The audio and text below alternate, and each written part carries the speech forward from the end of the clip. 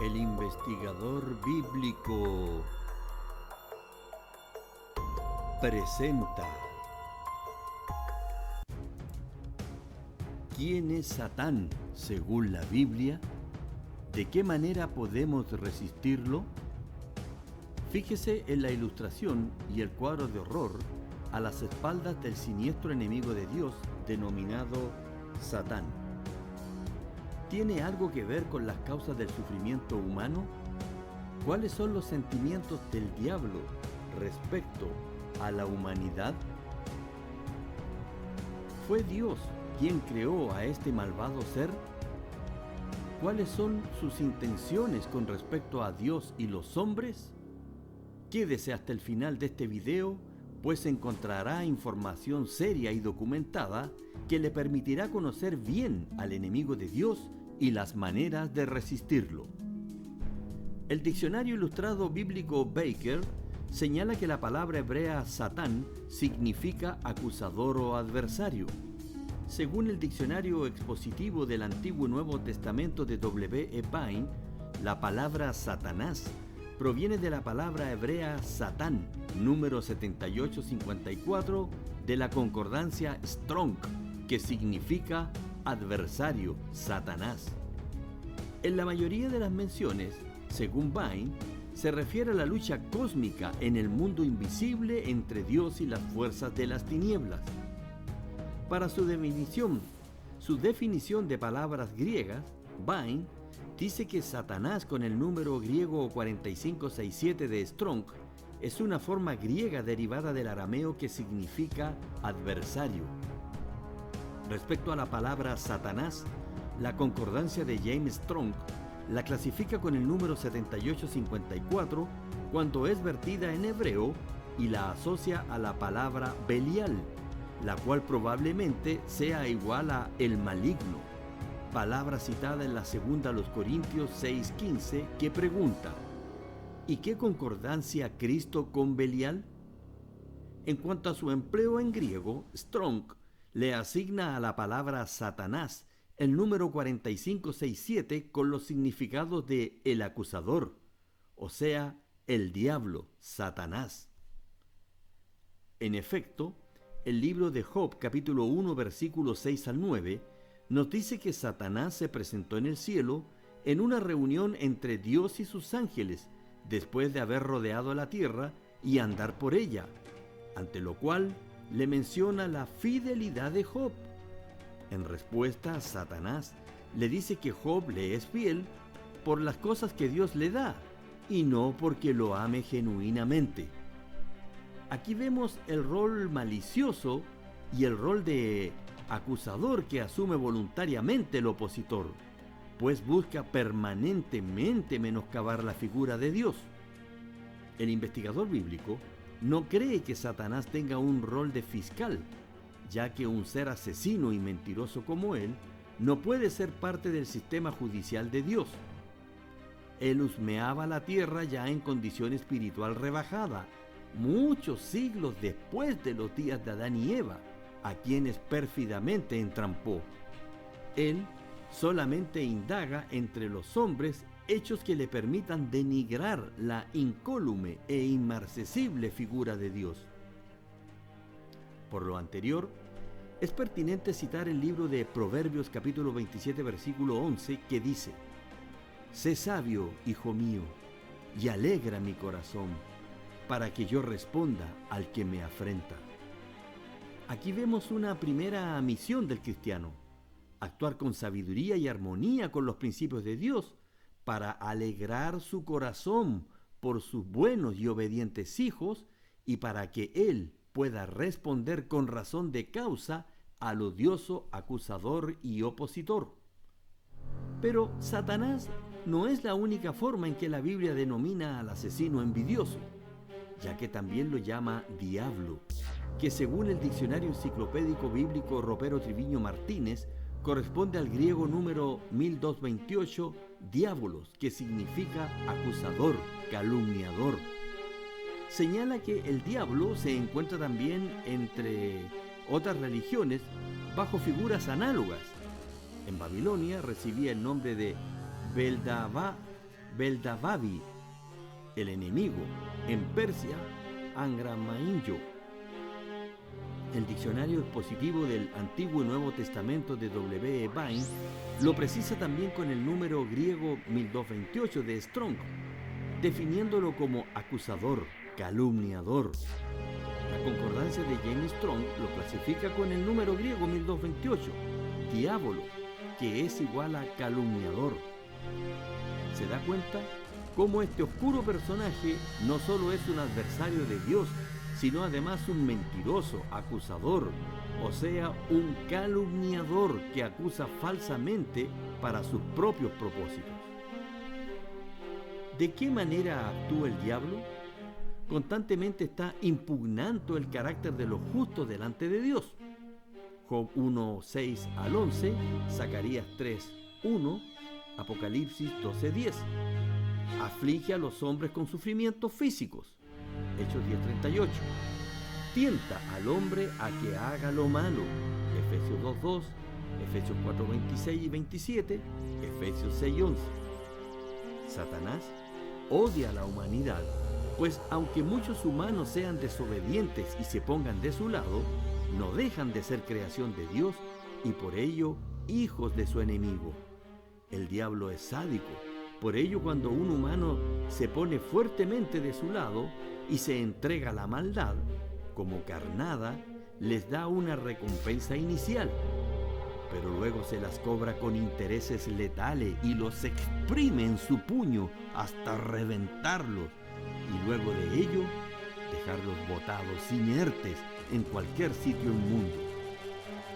Moraleja: el crimen no es rentable.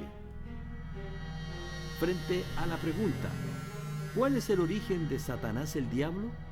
Podemos responder que Dios no creó ningún dragón, ángel malo, ni ninguna siniestra criatura espiritual, ya que todas las obras de Dios son buenas y perfectas. Pero a los seres inteligentes, Dios les dio el libre albedrío, o sea, la posibilidad de no actuar como autómatas programados para no desobedecer, sino con la facultad de hacerlo por amor a su Creador. Veamos cómo llegó a existir el diablo. En una analogía entre el diablo y el rey de Tiro, la Biblia nos deja ver los orígenes de Satanás en el libro de Ezequiel.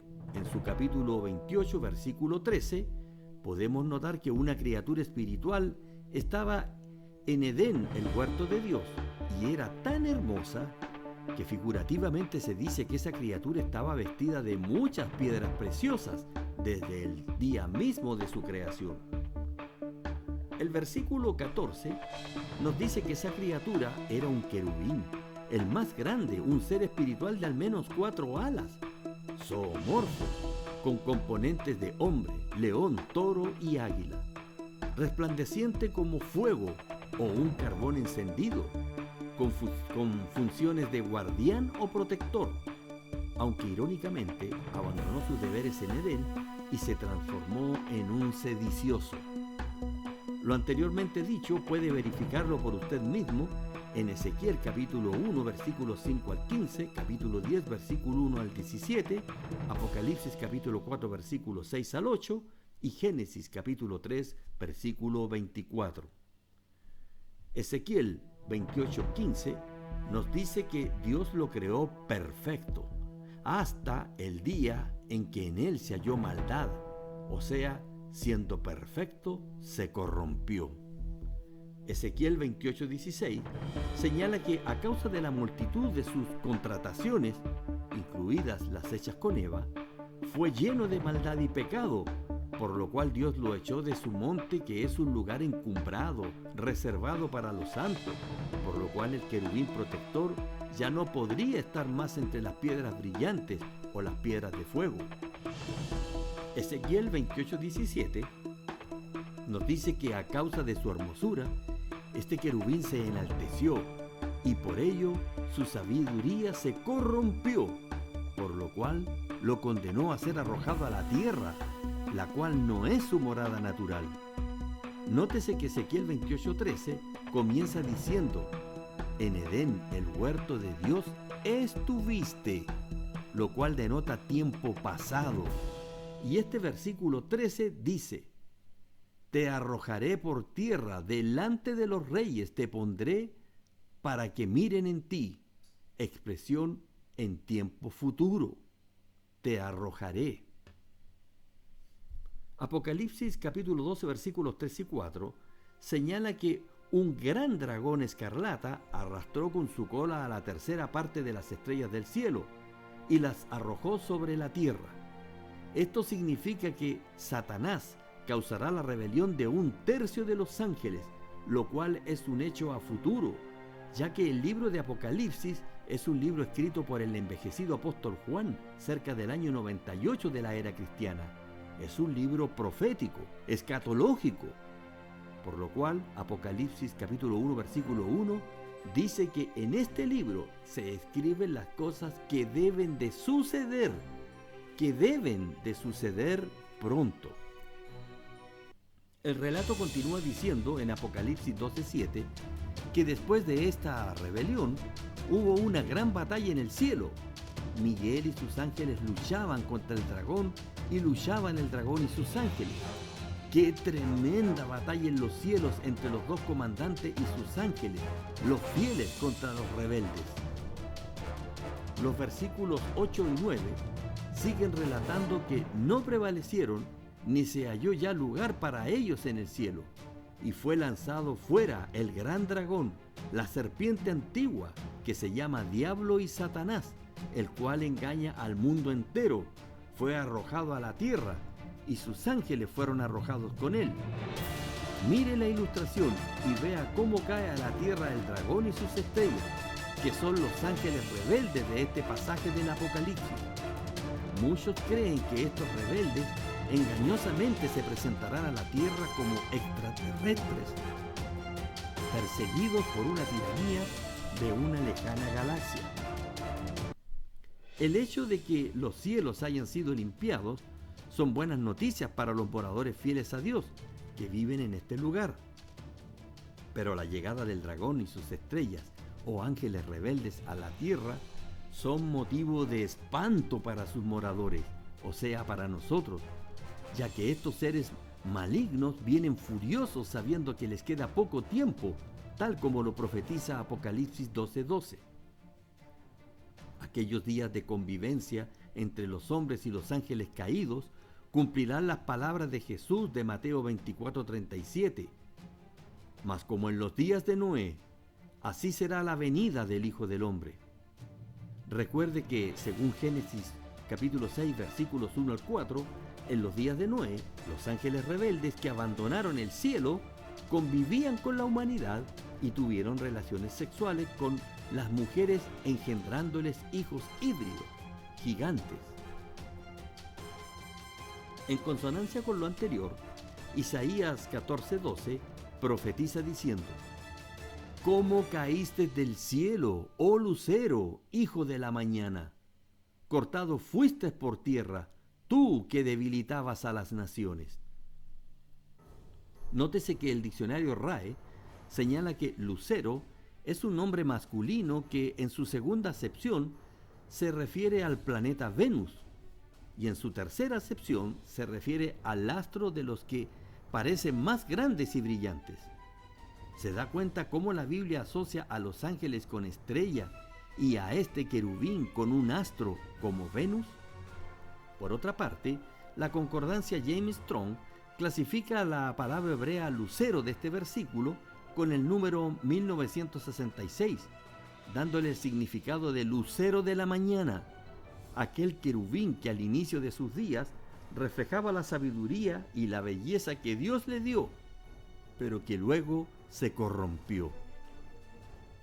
El diccionario enciclopédico bíblico ilustrado Ropero Triviño Martínez de la editorial CLIE señala que la palabra hebrea lucero con el número Strong 1966 de Isaías 14:12 significa brillar y que es uno de los nombres de Satanás, que en su origen hace referencia al planeta Venus, llamado por los romanos Lucifer. Isaías capítulo 14 versículos 12 al 17 nos dice que el envidioso lucero de la mañana caído del cielo a la tierra, quería subir al cielo junto a las estrellas o ángeles de Dios y levantar allí su trono para llegar a ser semejante al Altísimo.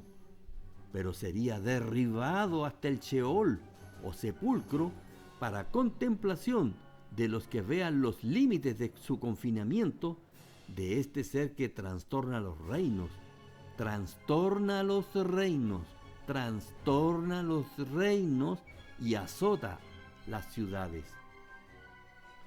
En analogía con lo anterior, el Señor Jesús en Lucas 10:15 alude a Capernaum, que por su incredulidad sería levantada hasta los cielos y abatida hasta el Hade, versión griega del Seol, y en relación a las obras milagrosas y de evangelización que hacían sus discípulos, dijo en Lucas 10:18, que por aquello contemplaba a Satanás caer del cielo como un rayo. El libro segundo de los Reyes, capítulo 1, versículo 2, se refiere al dios de Ecrón como Baal-Zebub, que según la concordancia Strong es una palabra hebrea clasificada con el número 1176, que significa Baal de la mosca, por lo que podemos concluir que Satanás es el dios de las moscas. Mateo 12:24 se refiere a Belcebú como el príncipe de los demonios. La concordancia Strong alude a Belcebú, del griego número 954, como una palabra de origen caldeo que significa Dios del estiércol. Por otra parte, el diccionario bíblico enciclopédico Ropero Triviño Martínez dice que es un nombre que en varios pasajes del Nuevo Testamento es dado al príncipe de los demonios y que al parecer los judíos tomaron dicho nombre como escarnio del dios de Ecrón, Baal-Zebub, señor de las moscas, transformándolo en Baal-Zebel, señor o dios del estiércolero. ¿Se ha dado cuenta cómo en este siglo XXI las ciudades se han ido transformando en lugares inseguros, donde los derechos de los delincuentes, vagabundos, alcohólicos y drogadictos son celosamente protegidos en desmedro de la gente decente y honrada que aún va quedando? ¿Ha visto cómo las autoridades consideran el pillaje como una expresión de tolerancia y libertad? Y la inmundicia y fealdad de los espacios públicos como una diversidad cultural. Muchas autoridades en la mano de Belcebú no impiden que los hijos del dios de las moscas y el estiércol sean los decoradores de las ciudades, transformándolas en lugares lúgubres, vulgares, llenos de basura, olor a marihuana, fecas y orina humana. El dios de las moscas ciertamente ya quiere acostumbrar a la gente al ambiente que le gusta a sus hijas, las moscas humanas, que detestan el orden, detestan la ley, detestan las normas, detestan el castigo, la limpieza, lo bonito, lo refinado, los buenos olores, la tranquilidad. De hecho, las moscas llegan donde hay suciedad, muerte, descomposición, caos, insalubridad y violencia. No es de extrañar que hoy tantas personas o se comporten como moscas o defiendan y aplaudan a las moscas, pues como señala la primera de Juan 5:19, el mundo entero está bajo el maligno, el dios de las moscas y el estiércol. Por ello, el sufrimiento humano, las guerras, el odio, la división, la delincuencia, la inmoralidad sexual desatada, la droga, la prevaricación, etcétera, etcétera. ¿Por qué hoy tantos gobiernos defienden y promueven tantas prácticas que Dios considera como abominables? ¿Por qué fracasan los gobiernos? Mateo capítulo 4 versículos 8 y 9 informa que para atentar a Jesús, el diablo le ofreció todos los reinos de este mundo porque los gobiernos están en sus manos, sobre todo ahora que blasfeman contra todo lo que para Dios resulte sagrado. Mientras más paganas y alejadas de Dios sean las naciones, más mal les va. Proverbio 14:34 dice: la justicia engrandece a la nación, mas el pecado es afrenta de las naciones. Especialmente para los verdaderos cristianos, la primera de Pedro 5:8 les aconseja estar atentos, ser sobrios, o sea, moderados, discretos en el habla, en su conducta, pues su adversario, el diablo, merodea como león rugiente buscando a quien devorar. Daniel, capítulo 10, versículos 2 y 13, nos dice que un ángel de Dios fue secuestrado, sí, tal como lo escucha, un ángel de Dios fue secuestrado por 21 días por un ángel maligno que ejercía el cargo de príncipe de la antigua Persia y que en su ayuda tuvo que acudir el arcángel Miguel para liberarlo de este poderoso y diabólico dignatario angélico. Daniel capítulo 10 versículo 20 enfatiza lo dicho cuando el ángel que conversaba con Daniel le dijo que debería marcharse a pelear contra los ángeles diabólicos que controlaban Persia y Grecia, de las cuales eran príncipes. Como puede notar, los poderes humanos están influenciados o controlados por los poderes malignos de seres invisibles. Satanás y sus demonios pretenden tomar el control directo de la humanidad y pelear contra Dios en la batalla final de Armagedón, junto a los reyes de la tierra. ¿Junto a quién? Junto a los reyes de la tierra, en todo el mundo, como lo señala Apocalipsis capítulo 16, versículos 14 al 16. Veamos ahora de qué manera bíblica podemos resistir a Satán. Santiago 4:7 nos dice que debemos someternos a Dios y resistir al diablo, pues de hacerlo, él huirá de nosotros. Proverbios 28:9 nos dice que Dios no escucha las oraciones de los que desobedecen su ley. ¿Se fija? Aquel que se declare cristiano debe reflejarlo en su propia vida, ser consecuente con lo que declara.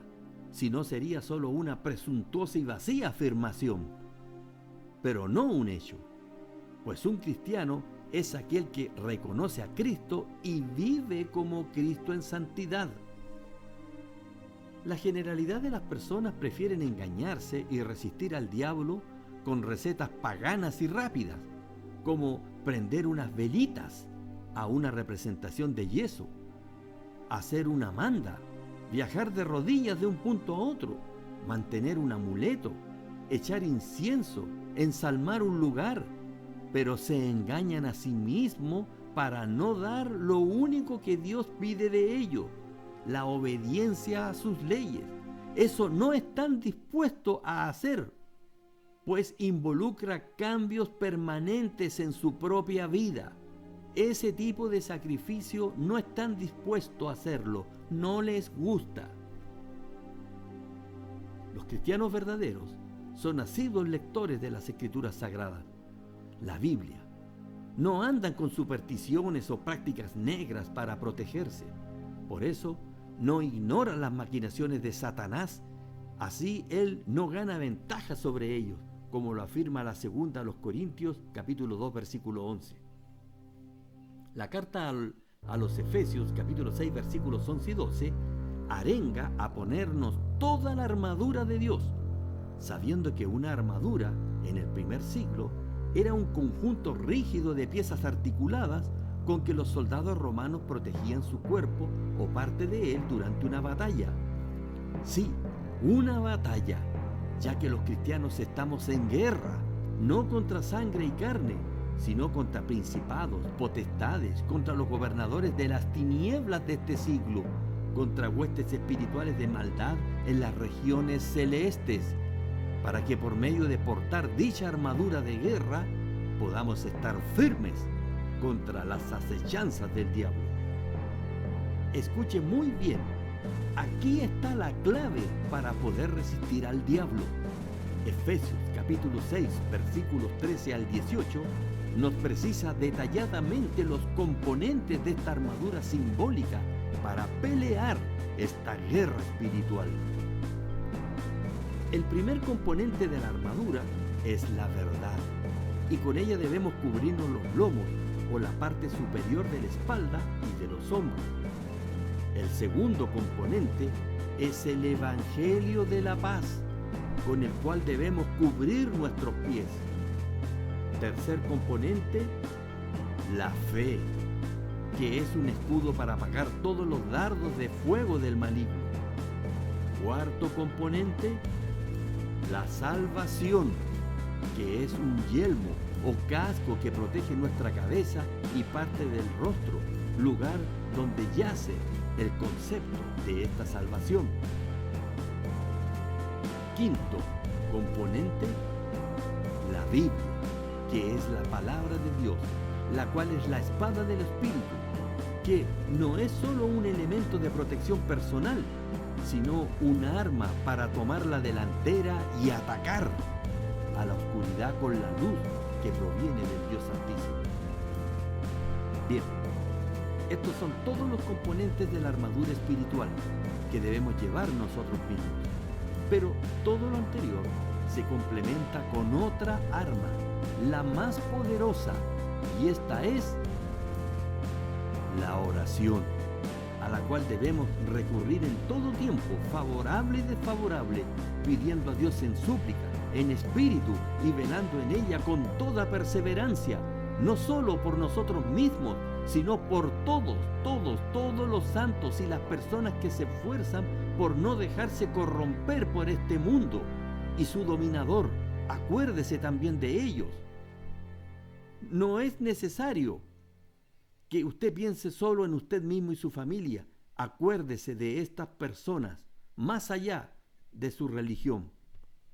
Aunque el investigador bíblico no es un santo, tiene conocimiento de que necesita desesperadamente a Dios, sobre todo en estos tiempos fieros de maldad intensa y perversión, donde a lo bueno se le llama malo y a lo malo bueno.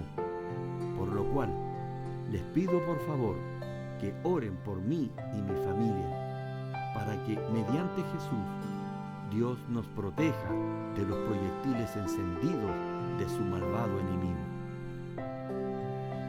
A propósito de oración, nuestro Señor Jesús, cuando estuvo en la tierra, allí en su Evangelio según Mateo, capítulo 6, versículo 13, nos dio una clave poderosa de la oración. ¿Cuál es esa clave? Pedirle día a día a nuestro Padre que no nos meta en tentación, quizás como le ocurrió al fiel Job, y que nos libre del mal. Si eres perspicaz, entenderás por qué es tan fuerte esta clave que Jesús nos dio. El investigador bíblico no es escogido profeta, santo, presbítero, diácono, anciano, pastor, apóstol, ni ejemplo a seguir, ya que el ejemplo y modelo perfecto es Jesús, el Cristo. El investigador bíblico es solo un hombre común que se deleita en investigar la exquisita palabra de Dios. El investigador bíblico no representa a ninguna religión ni pretende llevar a nadie a ninguna religión. El investigador bíblico no es poseedor de la verdad absoluta. Primera a los Corintios capítulo 13 versículos 9 y 10. Si te gustó este video, compártelo y dale like. Suscríbete a mi canal YouTube, El Investigador Bíblico EIB.